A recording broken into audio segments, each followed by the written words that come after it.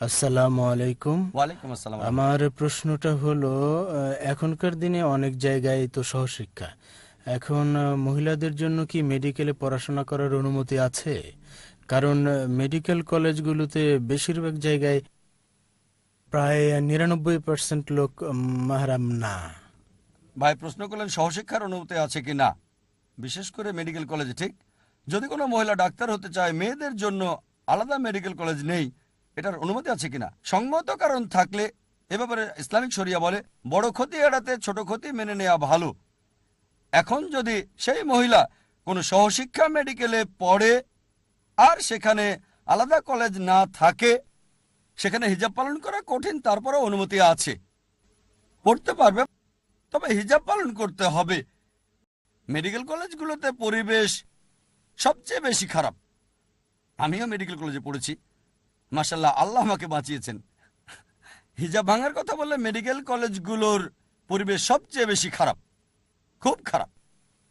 আর এরকম জায়গায় একমাত্র আল্লাহ তাআলাই আপনাকে বাঁচাতে পারেন, তা না হলে মেডিকেল কলেজে সেখানে ছেলে মেয়েরা গ্রুপ করে রোগীদের পরীক্ষা করে থাকে, সেখানে তারা রাতে থাকে, এটা খুবই বিপজ্জনক।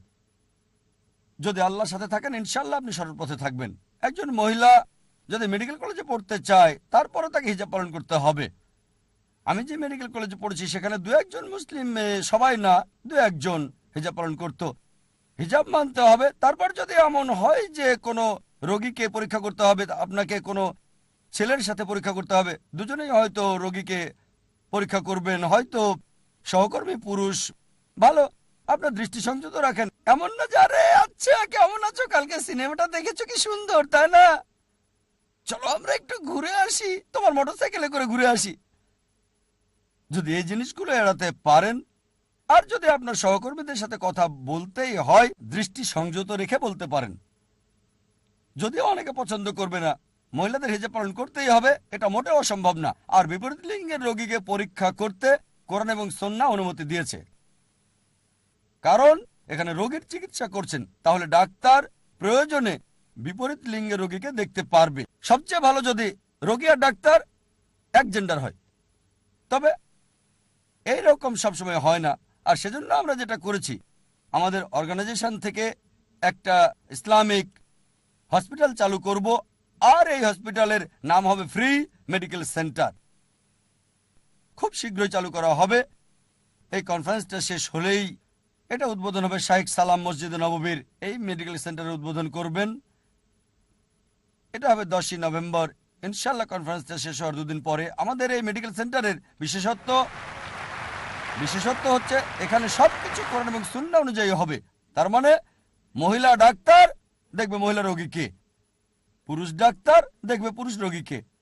জায়গা প্রায় 2000 স্কোয়ার ফিট। মহিলাদের বসার ব্যবস্থা আলাদা, পুরুষদের জন্য আলাদা। বাচ্চারা ছোট হলে যে কোনো জায়গায় বসতে পারে, সমস্যা নেই।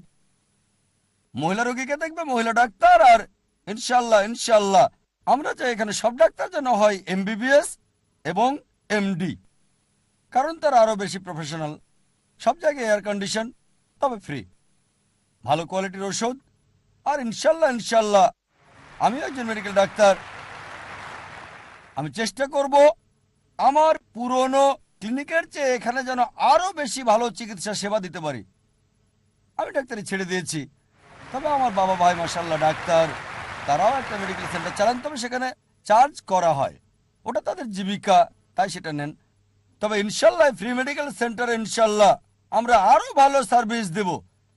ইনশাল্লাহ আমাদের পুরনো সেন্টারের চেয়ে এখানে আরো ভালো সার্ভিস দেব ইনশাল্লাহ। পুরো এয়ার কন্ডিশন, আলাদা ওয়েটিং রুম, স্বাস্থ্যসম্মত, তবে ফ্রি। যাদের টাকা নেই তাদের জন্য ফ্রি। যে কেউ আসতে পারেন, মুসলিমদের পাশাপাশি অমুসলিমরাও আসতে পারেন। ওয়েটিং রুমে কোনো স্টারডাস্ট ম্যাগাজিন থাকবে না, ফিল্মফেয়ার ম্যাগাজিন থাকবে না, থাকবে ইসলামিক বই, দেখবেন ইসলামিক স্যাটেলাইট চ্যানেল। আপনি যদি কোনো বড় ডাক্তারের কাছে যান, ফিল্মফেয়ার ম্যাগাজিন, স্টারডাস্ট। আমাদের এখানে সুস্থ হওয়ার পাশাপাশি ইনশাল্লাহ তাদের ইমানও সুস্থ হয়ে যাবে। নিরাময়ের মালিক আল্লাহ। তাহলে আমি যেটা বলবো, কোনো মহিলা যদি মেডিকেল কলেজে পড়তে চায়, আলাদা কলেজ না থাকে তাহলেও পড়তে পারবে, তবে হিজাব পালন করতে হবে। ডাক্তার হয়ে গেলে অন্যরাও হিজাব পালনে উৎসাহিত হবে। যখন সেই মুসলিমা ডাক্তার হবে তখন তাকে দেখে অনেকেই হয়তো হিজাব পালন করা শুরু করতে পারে। আশা করি উত্তরটা পেয়েছেন।